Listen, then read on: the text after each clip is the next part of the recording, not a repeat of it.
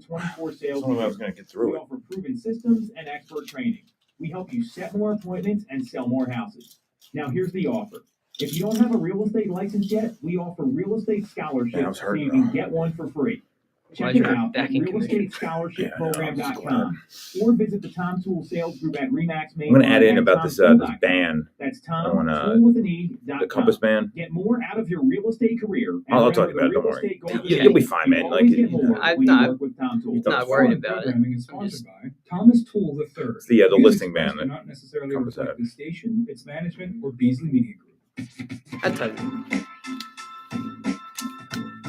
Good afternoon, greater Philadelphia area. This is Toole Time Real Estate Radio on WWDB 860 AM. I'm Tom Toole. He's Tim Sees. We both work at the Tom Toole Sales Group at RE/MAX Main Line, the #1 RE/MAX team in Pennsylvania since 2018. And Tim, we've got a lot to cover here. There was a House vote to pass the Housing of the 21st Century Act. I'm curious what you think about that. There's been a delayed reaction in mortgage purchase application data after this winter storm. Affordability has reached a 4-year high in housing after rates dropped, and a judge recently ruled on the Compass Zillow conflict here, and they basically said that Compass can't block Zillow's private listing ban. We've also got some fraud happening in Temple real estate. This is a very upsetting story here. We'll talk locally here, and there's some new apartments coming to Wayne from a dead office. So if you get some value out of this or you like what you hear, make sure to subscribe to the channel, hit the bell for notifications.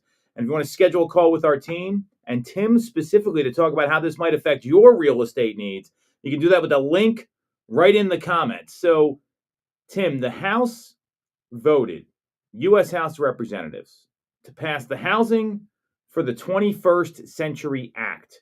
Wow. I want you to tell me what you think about this. So, it's a bipartisan bill, which I think is critical for any bill to get anywhere in 2026. That's huge, yeah. And well, I'm a little uncertain on this one. So there's apparently a couple key revisions. It's called the Home Reform Act, which is a key component of the Housing for 21st Century Act, and the legislation would exempt new categories of development and allow new construction on infill lots. That means like undersized lots or ones that don't meet the zoning requirements. New construction and rehabilitation projects of 15 units or fewer, and the acquisition of real property for affordable housing. And the idea is it's going to create planning and implementation grants for regional agencies that want to update local codes and fund pre-approved housing pattern books to speed permitting up. So for what I'm hearing, that just sounds great. Speeding permitting up and making sure that we're getting options available out there to get more inventory. Well, I think that's the idea behind this, right? It was a 390-9 margin. So obviously it's got a lot of support here. I mean, this is like one of those things where if you don't vote for it, you look like an idiot. Yeah, right. I think it's kind of the idea. My question for you is, what kind of impact do you think this is going to make? Because I'm a little skeptical. I think we have to be very mindful. We're going into a midterm election coming up here, and there's a lot of marketing coming out of Washington. And was curious what you think about this, just hearing these this news here, and then I'll tell you what the National Association of Home Builders said. So I would say, looking on the positive end of things, if we can get past some of these local zoning and permits and all of this other stuff to get some more inventory out on the market, more affordable inventory out on the market, I think that could be a really beneficial thing just for the entire market, especially up in the Northeast and the areas that have been here since the 17 and 1800s. There's not really too much, rural area to build on, but easing some of those permits could be a great opportunity for some newer homes, some more affordable homes. I do agree with you on the permitting side. I think that's great. My concern is that I don't know that we have enough land up here to build anything that's going to be substantial anyway. I mean, what you're seeing right now is that a lot of buyers, they're going to, either like out 422. They're going close to the Maryland border if they want to be in the suburbs. They can't really afford what they want in a lot of cases, especially younger first-time home buyers that are in their like late 20s and their 30s. And I don't know if it's going to make much of a difference. I mean, you read what the National Association of Home Builders is saying. They say the housing package takes much needed steps toward addressing our nation's critical lack of housing supply. NAHB has encouraged that, among other helpful changes, the legislation has key provisions related to land use and zoning, regulatory reforms and financing tools, and for too long, restrictive zoning and land use policies have constrained residential construction. So, I mean, if it can loosen up zoning, I think that's great for the nation. I just don't know about Philadelphia in particular because Yeah, we already don't have a lot. I mean, like if you wanted to do, where's the land is my question. it's certainly not closer to the city. It's in areas like you said. It's closer to Pottstown if you're in Montgomery County. It's closer to like Avondale, Kennett Square, those areas out west in Chester County, and then northern and central Bucks County, closer to the New Jersey border. Yeah. So, I mean, I guess my concern with this is I think there is some validity, but like there's been so much housing news coming out of Washington. Right. I'm very skeptical that it's nothing more than a campaign tactic. I mean, what do you think? I hope that it's not that because I mean, realistically, the administration itself is running on affordability and all of that, and then this, I'm hoping it's not just, just a smokescreen to get some good votes in the midterm. I think that would hurt more than it would help in the situation. But you're absolutely right. There's not any place in the immediate greater Philadelphia area where there's going to be some significant building unless it's like a condo or a skyrise or something like that. Well, and that's where the zoning changes could really help, in my view, because I mean, you think about it. There's so many places, especially go to like Chester County and parts of Montgomery County, not so much Delaware County. No, that's parts of Delaware County, but Sure. but there's this land and it's got all these restrictions on there that they can do anything with. So if they're going to loosen up some zoning restrictions, I think that would help. I just don't know how a national bill is going to apply to local codes. That's my concern here, because we've talked to clients who have voiced this concern to us. I think of a couple in particular that we're working with jointly here, and they just the local people, the local decision makers in these townships and local municipalities, they're just not willing to bend on a lot of the zoning codes that they have. And I mean, how long is that going to take to actually take effect? Like, I mean, we could be talking about years here before we see anything meaningful. Easily, especially if it's coming from the Fed. I think where a lot of of the change needs to happen is that local, like you had mentioned. And if you're an agent out there, it would be you got to get up and get in front of these representatives in your local counties and your local townships and your local boroughs, everything, just to say, hey, we need to do something to ease some of these permitting. We need to do something to ease some of these zoning rules. But there's also a lot of people in that same boat where it's like, well, I don't want to have a whole bunch of condos or whatever they're deciding to build in my backyard. The NIMBY is a huge factor with that as well. Not in my backyard. Well, I think there is something to that, because you see people support this stuff and then it happens and they're like, well, I don't know if I want that down the street. Well, right, yeah. I mean, I wouldn't want a McDonald's in my backyard, but I mean, that's an extreme example.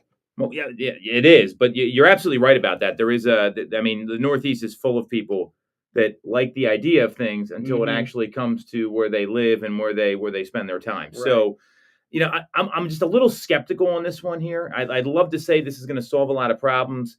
It's got to get through the House. It's got to get signed. But I mean, I don't know. It just doesn't. If it was this easy, why wouldn't have this been done years ago?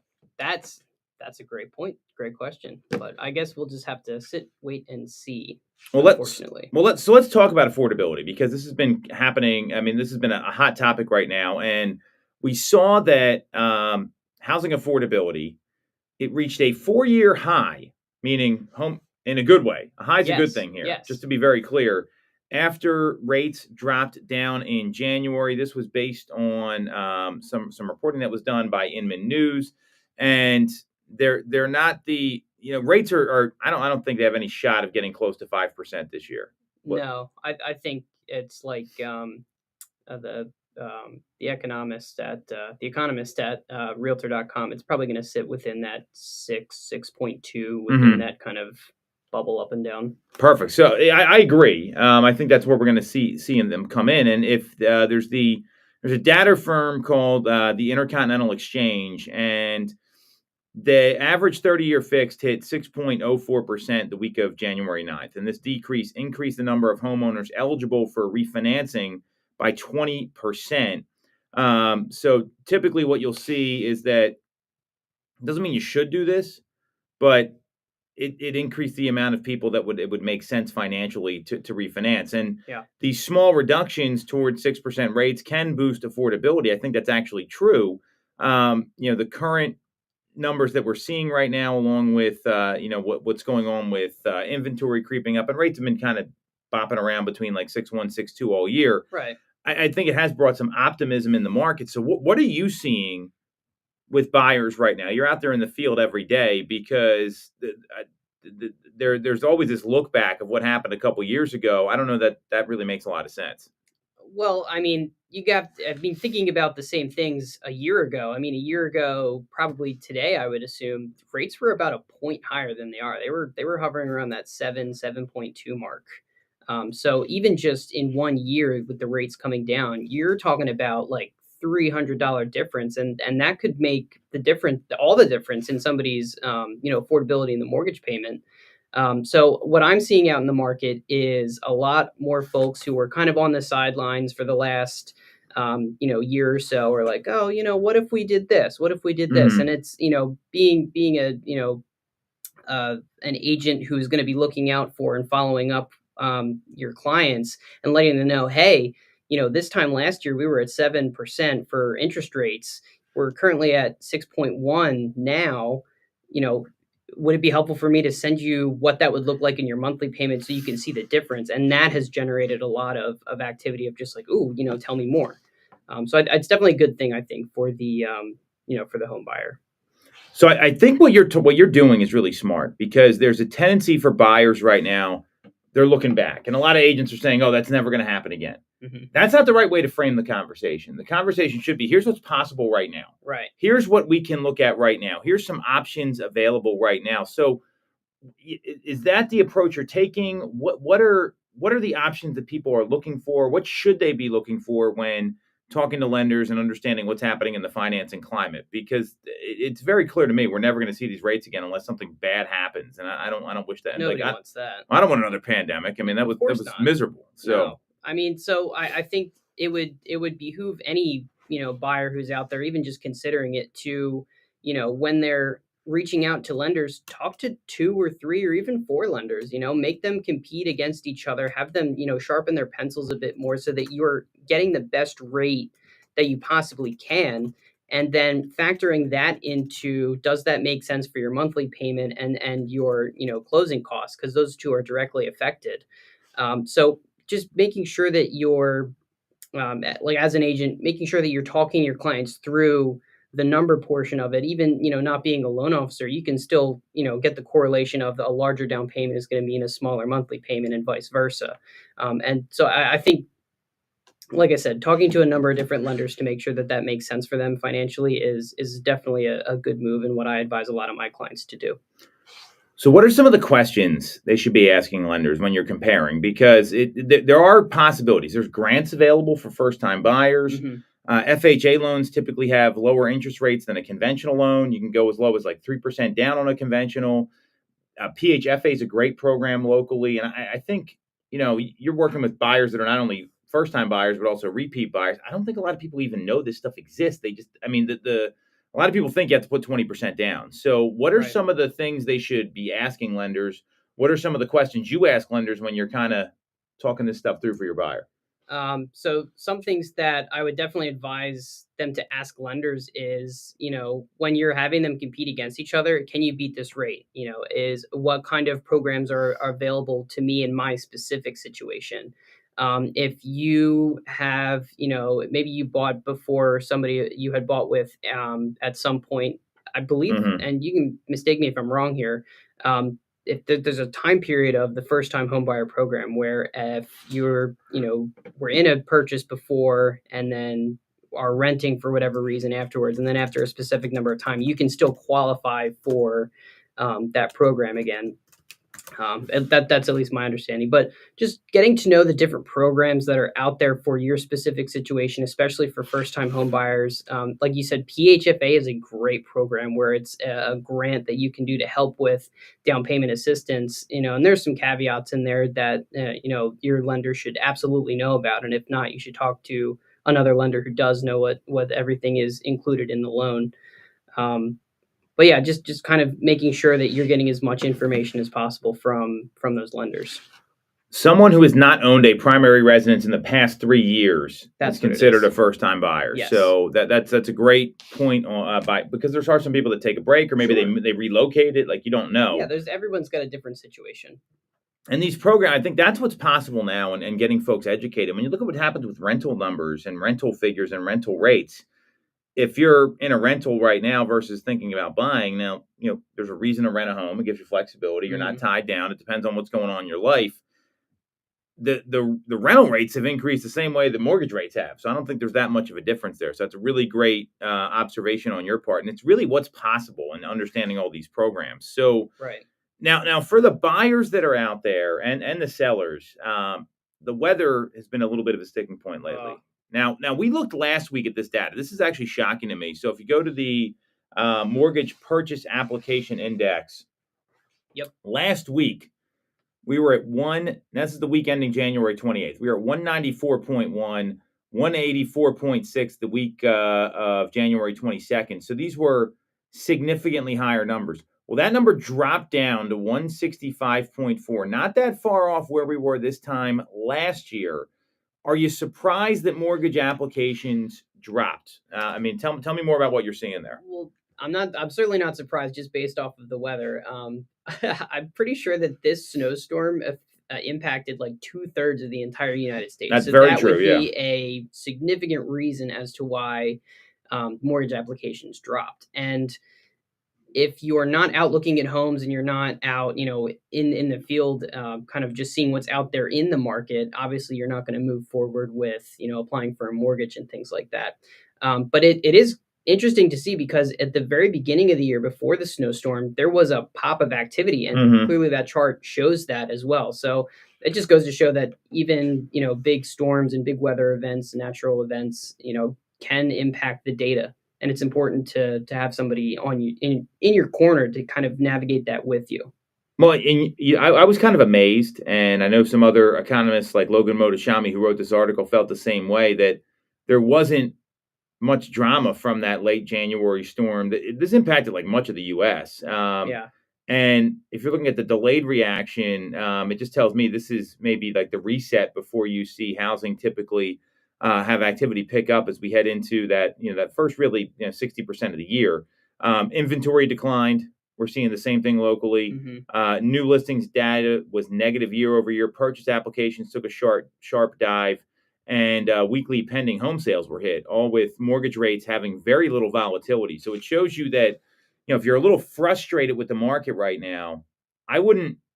Yeah, don't count your chickens. Yeah, well, I wouldn't get too worried about it, I guess is the point, because when you have something happen like this, and I've been through a couple of these storms, it's just going to slow down what goes on. And this is the longest snow has been on the ground for this period of time in like 20. It's been like 20 some years. I think it was 2010 actually, because the temperatures have been so cold, and people are a little more irritable than they have been. There's a lot of stuff that's going on there. So I don't know that that's something that I would start to think the market's not going to have its usual seasonal flow. It's just going to be a little delayed here. If anything, well, that's exactly it. If anything, I would look out for, that bounce back in the data. I think that'll be really interesting to see. And it is funny going to that quick story. I was hosting an open house this past weekend, and there were a lot of folks that came by that open house with the extreme winds, with the extreme cold that we were having. So it goes to show you that there is a lot of activity kind of buzzing within the market. So people are certainly out there still looking, even in these extreme conditions. That doesn't surprise me, because I think last weekend people kind of had it. It was like first week, people were like, whatever. And there was actually like a lot of folks I felt that were kind of thirsty for a big snowstorm because it hadn't happened in a while. And those people didn't shovel. Well, got to get a snowblower, Tim. That's the move. Then there's, and things were, I mean, I was on the phones making calls. It was very quiet. I think a lot of people just kind of mailed it in for those couple of days there. And then all of a sudden, the following weekend came. I think people were a little over it. And then last weekend, we're seeing kind of the same thing. And I'm seeing a lot of listings. Their live date is like a week or two out right now. So you're seeing some of these folks kind of getting their home ready. Remember, they got to make sure that the outside is going to be looking as good as it possibly can. Like there's a lot of considerations here. There's no snow on it. You got to make sure it's safe. Well, think about a liability perspective. You're a seller. You didn't shovel your walk. You're joking around. I mean, someone could sue you for that. I mean, that's real. So I would imagine we're going to see market activity kind of pop up here. And for sellers, don't let the delay stress you out. Don't be worried about missing the market by a week or two here. I wouldn't really be too concerned about that. For buyers, you've got to pay attention to the market. How are you coaching your buyers right now to pay attention to what's out there? Because I'm clear that like you need to be paying more attention than ever to see what's actually going on. Well, it's just making sure that, you are paying attention to those, homes that are brand new onto the market. For me and my clients, I'm looking at what's coming onto the MLS a couple of times a day, at least, just to say, hey, this hits all of your parameters that we talked about before. I think it might be a good idea to get ahead of, this big spring market that, is likely going to happen. At least, that's the feeling I'm getting. To get on top of it before all of that competition comes in, before it gets really warm and everyone is going to be looking at homes. So it's making sure that you're being proactive to the market and not reactive. And it's not just looking at what's on the MLS. I mean, it's trying to keep buyers informed about where the market's headed. There's going to be more people entering the market. Sure. You want the communication component with a client today. It's always been important. That's one thing that hasn't changed. Like if you look at like these social media posts going around, like what was going on in 2016, what still works? Calling your clients every week and talking to them. So I'm a big believer that we're going to see, and I the reason you're feeling like it's going to be a big spring market, and I want to caution everybody, I don't see the market being much different than last year. You've just been working very hard, well, you're gonna take market share versus if you're a consumer. We're going to see more inventory. Inventory is projected to be up, like 12, 13% year over year. We're going to see more options. Sales, a lot of people are predicting they're going to be kind of flat. So I don't know. I wouldn't expect like the new Fed governor or rates or warm weather to save you if you're looking for a home. So, well, and the reason Tim feels that way is because he's been working his tail off for his clients. So it's a credit to him. I want to be clear about what the data looks like. That I think we're going to see a normal spring market here, like pre-2020 would be what I'd look at. We're still not above pre-pandemic inventory levels yet, and that's going to be the way to really kind of view this here. So we're talking about listings, and there's one last thing I want to talk about here because access to listings. This has been a very hot topic as of late, and last week. If you don't know what's been going on, Compass and Zillow are involved in a legal battle right now about private listing bans versus listings being everywhere. And before I even get into this, I want to be very clear. The best move for the vast majority of sellers is to get your listing out to everybody involved. You don't know who the buyer is going to be. The more people you get to look at it, the better off you're going to be. Don't buy the hype that you need privacy or people should be able to sell a home the way they want. Of course, that's the case. If you want to get the best price, take your home to the market. Yes. So let's just kind of get that out of the way. And right now we've got this legal battle going on between Compass and Zillow. And Zillow has a private listing ban that if you publicly market your listing in places without putting it on the MLS, Zillow will ban your listing for the length of the contract with your agent. That's what this is really about. Wow. And this has been going on for a while now. And this is now going to court. So a federal judge ruled last week, and they gave Compass a setback in their high-profile antitrust fight, clearing the way for Zillow to keep enforcing its private listing ban because Compass believes in like this 3-phase marketing plan where they go to their private network first. That's how they test the market, get feedback on pricing. I would argue the agent doesn't know anything about pricing if they can't guide you before that. Maybe you need to find another agent, which is a whole other story. And this February 6th ruling, the court denied Compass's preliminary injunction that would have paused Zillow's listing access standards. And the judge noted that Compass did not have enough evidence to show real competitive harm, credible evidence of collusion, or a strong likelihood of winning its monopoly claims. So what do you think about this whole thing, Tim? Give me your reaction here, because you're in the field. You're constantly looking for properties for your clients. You're working with a lot of buyers. What does this do? Because obviously the judge ruled one way. This is going to get appealed. This is going to be going on for a while. Yeah. No, I mean, to what you said, I think I definitely would advise putting your home out onto the market so that it gets, the attention of everybody, not just a small select group.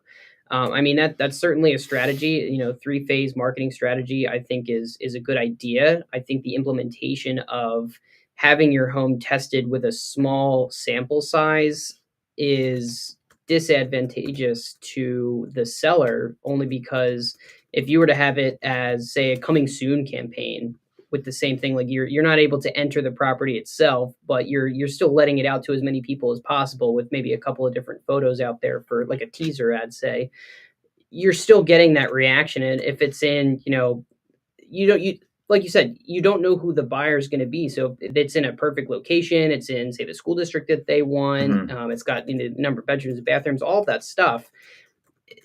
They could be super excited and want to put something in there before it even goes live onto the market. Whereas if you're putting it in as a private exclusive listing, there are agents that are working on just MLS. I'm not saying that that's the best option to do if you're just relying on the MLS to do all of your searches, but a lot of the newer novice agents aren't smart enough to reach out to a brokerage and say, hey, what do you have coming in the pipeline and things like that. So it I think dampens the opportunity a seller can have.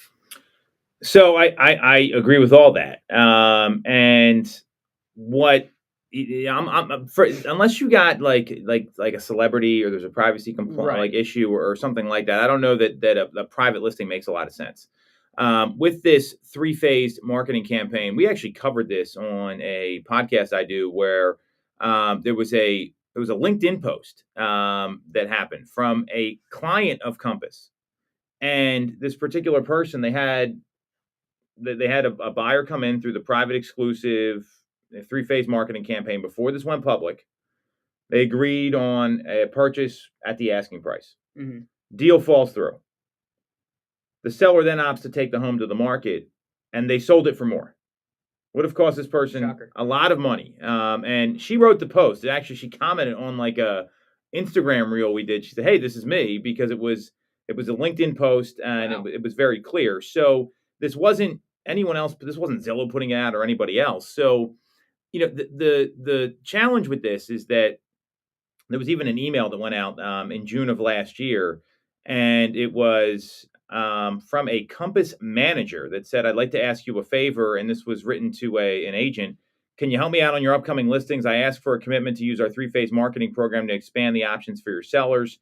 And apparently that person that manager got fired and doesn't work there. But it looks like they're trying to get them to use that. And I think that the challenge with this is, if I'm a seller right now, I don't want my home banned on Zillow. Right. Zillow gets way more traffic than anybody. It's not even close. Yeah, it's not even close. Zillow's a more search term than real estate on Google right now. So the challenge with this, and if I'm a seller, I want to get very clear details on exactly what this plan involves and make sure that I'm not getting banned from this. Mm-hmm. I'm a big believer in letting people know the home's coming to the market, showing the home on a certain date so all the buyers can get involved, especially when people have lives, they've got kids, they've got things going on, they can't get out there right away. Mm-hmm. That makes a lot of sense.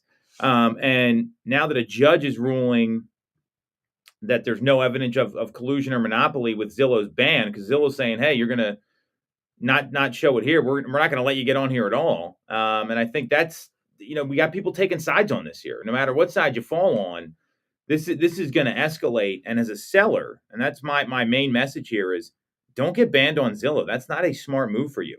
Sure. Yeah. I think that there's probably going to be a happy medium that comes out of all of this, because those are two extremes, right? Like having your listing as private exclusive and banned on Zillow. I mean, that's obviously nobody wants that. But I don't know.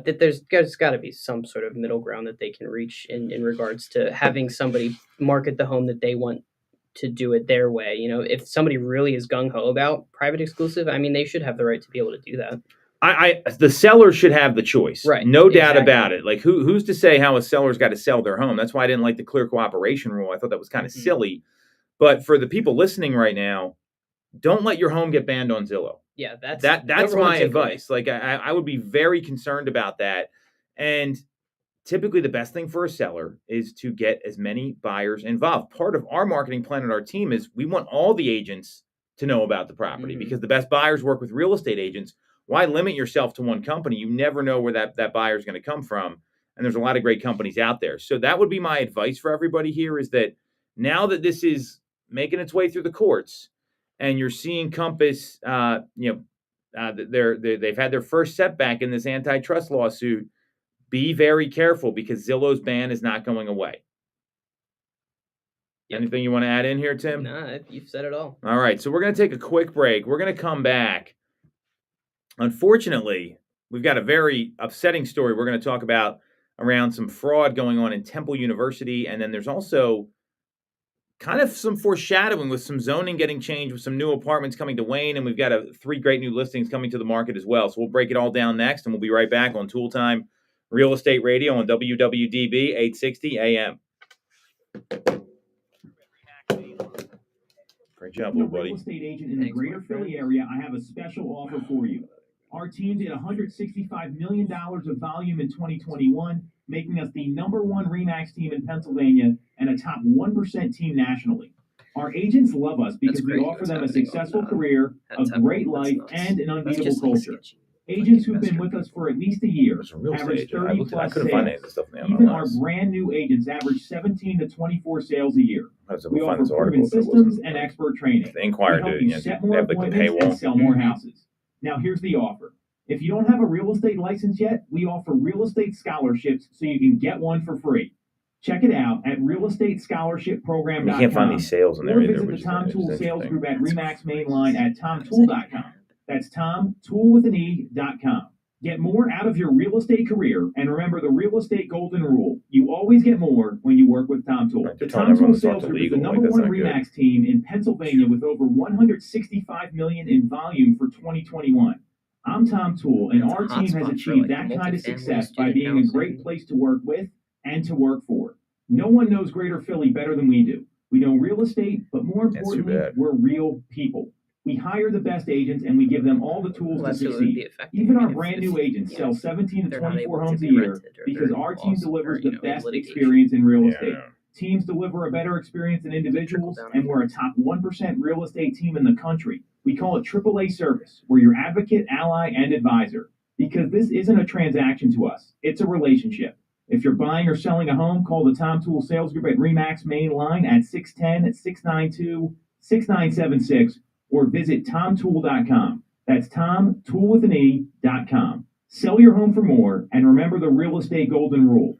You always get more when you work with Tom Toole. If you're looking for a mortgage in the greater Philadelphia area, and by that I really mean Pennsylvania, New Jersey, Delaware, Maryland, even Florida, look no further. You can visit the Sutera team at Cross Country Mortgage. We are local Pennsylvania lending experts with loans that fit nearly any unique if you can get 5.5 without fees, you should do it. Amazing first-time buyer options.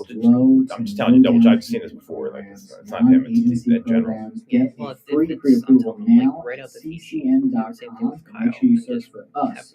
That's what I'm doing. That is SUTERA. Yeah, I think I'll give When it is time Tracy to a call and move, see we if are there's right anything she behind can you. do. They have a lot of Fridays, so that's why we like. That's why we. And my business Well, partner Kyle Sutera. We've got you covered. Like, there's this person, or I'm like, I think there's like 6 different Have you versions of the considered buyer a career in broker real or estate? the You buyer want guy. Control over your income. Whether you have a license or not, call us today. The whole thing was selling. Like, great, this doesn't really help us here. 692-6976 or visit Oh, we got it all figured out. tomtoole.com. Join our team. Yeah, I mean, they have a good product RE/MAX base. main line.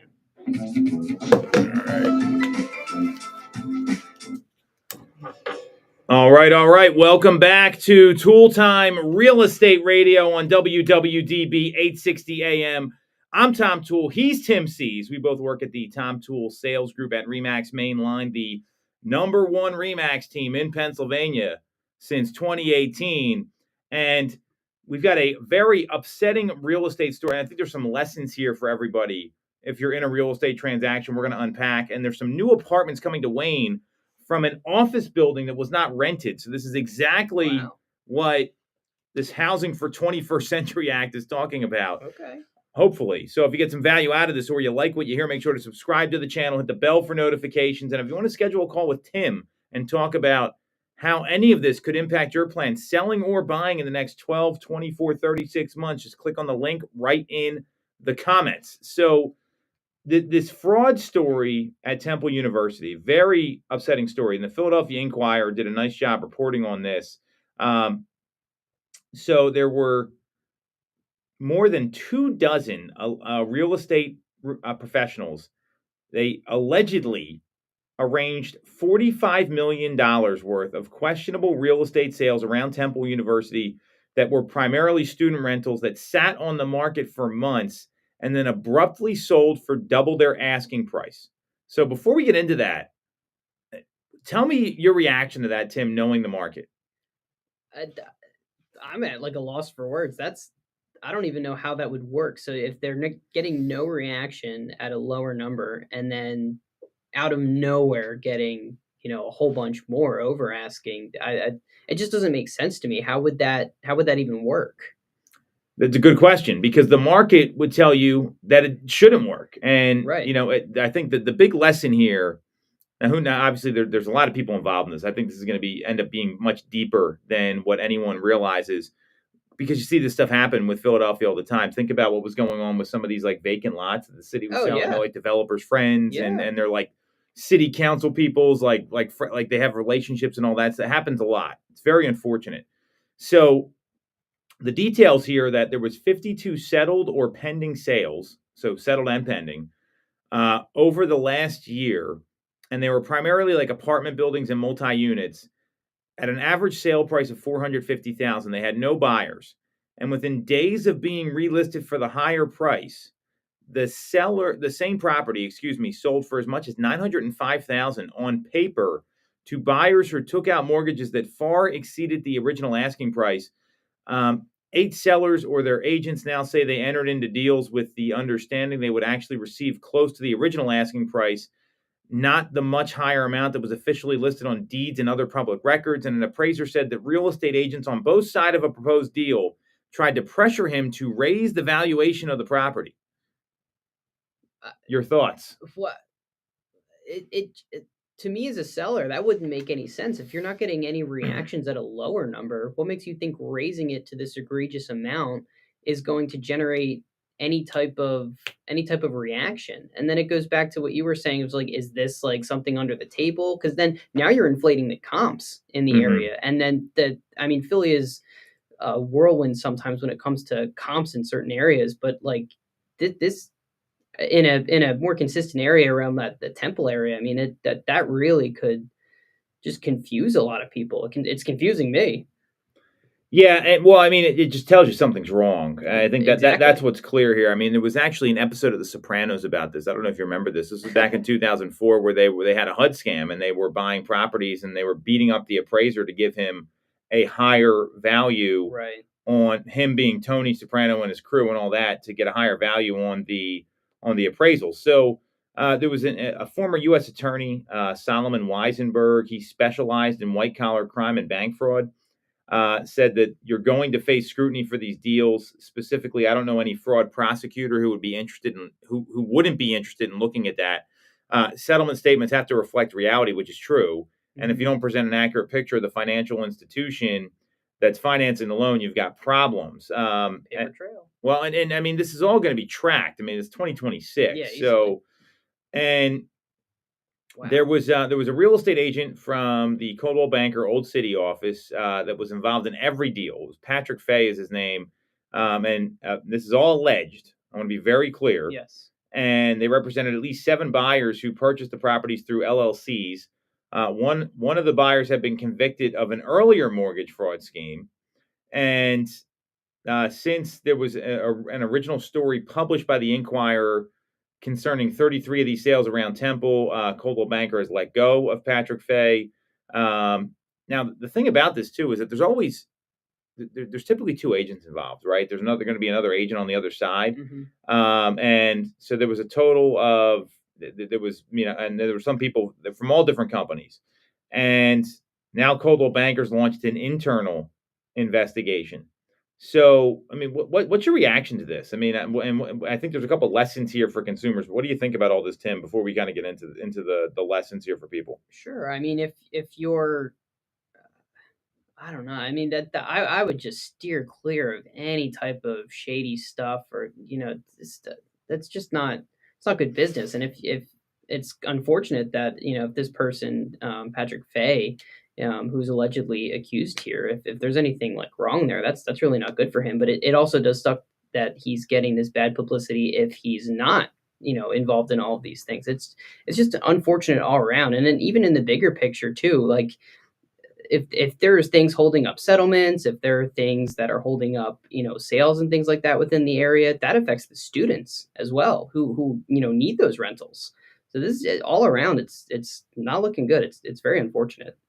Well, the student side is actually concerning, because some of these students now are living in properties they're worried are going to get foreclosed on. They have nowhere to live. Yeah. And I mean, they're coming from out of town, out of state. I mean, Temple's a sizable campus. Well, and it's also a campus that has a large police force. It's dangerous there. They have the third largest police force in the country besides Pittsburgh and Philadelphia is Temple University Police. So they have a department called the Essential Needs Hub at the university, which connects student renters with resources. So hopefully they'll be able to get these kids placed. Because I mean, these are 18, 19, 20, 21-year-old kids. Yeah, right. So that's a whole nother issue. And the advice I have to folks is that, if you, and none of the offices involved are returning comments here, so they know something's up. I mean, that's very clear. If you feel like there's something unsavory going on in your real estate transaction, someone can't explain something, there's wild proposals that are out there, it's probably too good to be true. Yeah. And that's what you need to be very mindful of here. Real estate is not complicated. Now, it's complicated how the processes work. Sure. We deal with state contracts in Pennsylvania. These are the same agreements for everybody, unless, I mean, occasionally some people write their own, builders do that, but we have state contracts. They are fill in the blank contracts.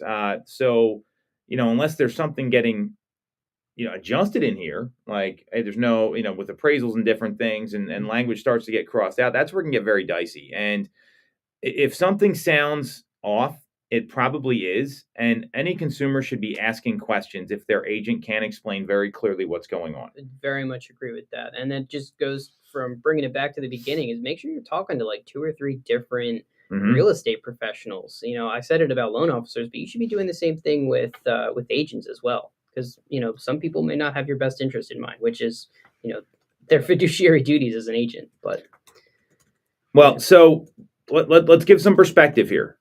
First-year agents fail at a 75% rate. Agents 5 years in the business, 87% will be gone in 5 years. So there's very high turnover. There are some very bad real estate agents out there. Yes. There are some ill-intentioned people that get real estate licenses. We have to work with them. We could probably name them. We're not going to do that. But the point is that you've got to ask the right questions. Yes. Send me some reviews. What's your resume look like? What's your track record? Can you explain the purchase process to me?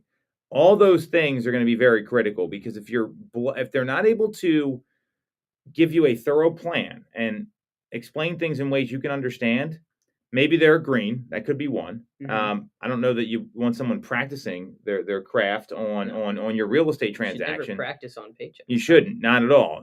You're stealing the words right out of my mouth. But that would be a warning sign for me. And when you talk to people, don't just go with the flow. If you like a property, ask questions. I cannot stress this enough when you see a story like this. Or even like do your due diligence, even if it is your friend or a family member. It's like, sure, you may be trying to help them out in their business and everything, and that's great. And you should definitely want to support your friends and family members. Agreed. But like, this is likely the largest transaction that you'll make in your entire life. You should make sure that whoever is representing you has a really good, head on their shoulders. They're doing exactly, what you need in your best interest to make sure that the deal goes smoothly and you're getting the best deal.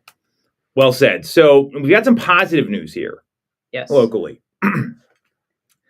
162 apartments are coming to Wayne, right on Devon Park Drive. And what I am really excited about here is that it was from developer Eli Kahn and his partners. They bought a building for 10 million plus, and it's a half empty office park, and they wanted to convert it to a residential project.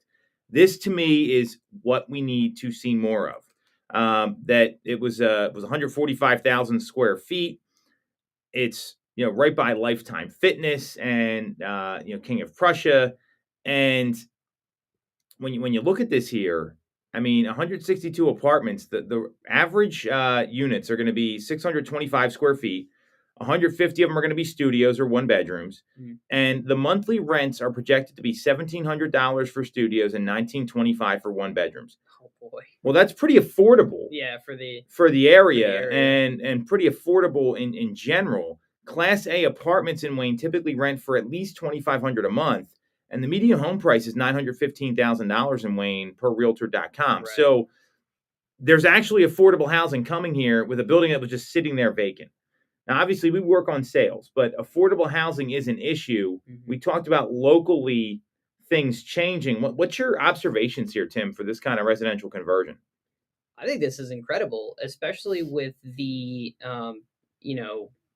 with coming out of COVID, so many people work from home. So there are a number of office buildings that are just sitting there vacant, not being used, all over the country, let alone, Philadelphia and the greater Philadelphia area.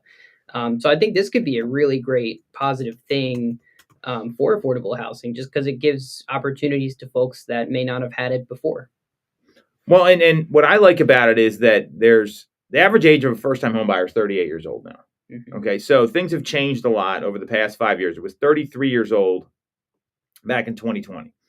And there's going to be people that maybe they're getting relocated here. They just get a job here. They want to kind of check out the area first before they commit to buying a home. So I think that's a really smart move.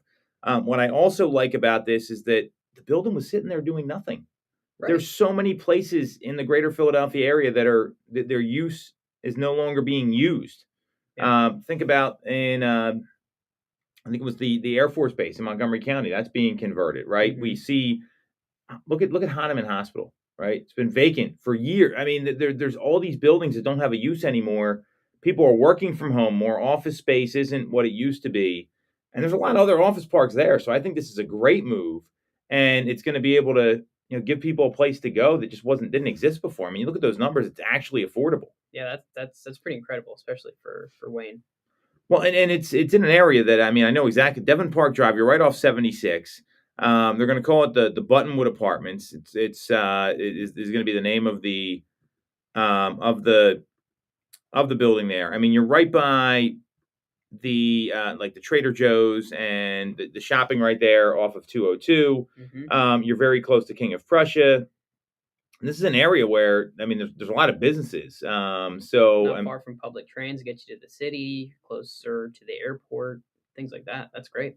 Yeah, there's a lot that's to be excited about here. I mean, you're by Wegmans. I mean, it's a convenient location where you're going to attract people that want to rent a property there and see if they actually like it. So I think this is going to be a good thing for sure. And it's I'd love to see more office to residential conversions. I think there could be a use for that for sure here. So that's definitely a positive for the Wayne area. So we got a couple new listings coming up here, Tim. I'm going to run through each one of them with you here. How familiar are you with these places? You want me to kind of take the lead? Sure. I mean, I definitely know about that place in Downingtown. So why don't you share that one? Yeah, 390 Mary Street coming to the market at $525.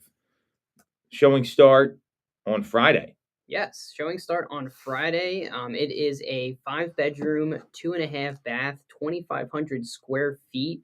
It's in a great location, right in the hop, skip, and a jump from Downingtown Borough. You're not far from there at all. It's very close to the elementary school that's down the street. That I believe have a like a holiday parade all the time that is not too far from there, literally steps away in the next block over.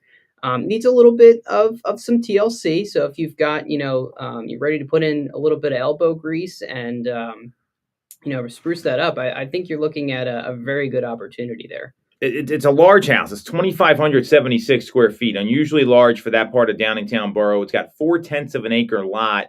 And it's being offered at $525. I mean, there might be some subdivision possibilities there if you want to knock it down. If that's what's gonna work for you, you're right in Downingtown. I mean, that's a major plus. So great explanation there. I mean, right in the borough, which is now this like hotbed with like restaurants and cafes and all sorts of stuff. Downingtown's popping up. You're also right by the SEPTA station there. Very important. The other new residential listing, we got a piece of land coming to the market as well. We got 1602 Meadowview Lane in Montclair. So this is a 3-bed, 1-bath townhome. It's 1,092 square feet. It's going to be offered at $229,900. $229,900 is the asking price.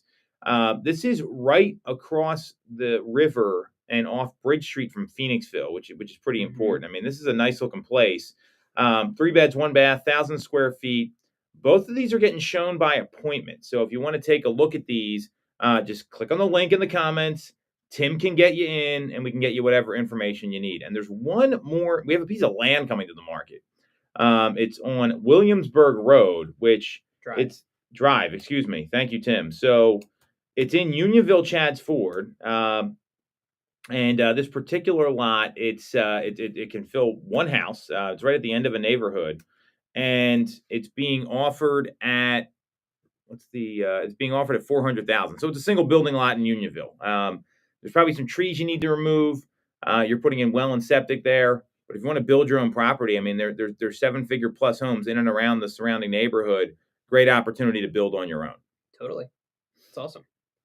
So that's all we got this week, Tim. Thanks for coming on. Tim, where can people connect with you? Of course. You can follow me on Instagram. My handle is Tim_Sees. That's SEES, like I sees you coming. Tim Sees Jr. on Facebook. And if you click the link in the comments below, I'd be more than happy to connect with all of you guys out there. Very cool. So you can follow Tim on Instagram. You can follow me at TomToole3RD. And we'll be back next week on Toole Time, Real Estate Radio on WWDB 860 AM. Okay. End this here.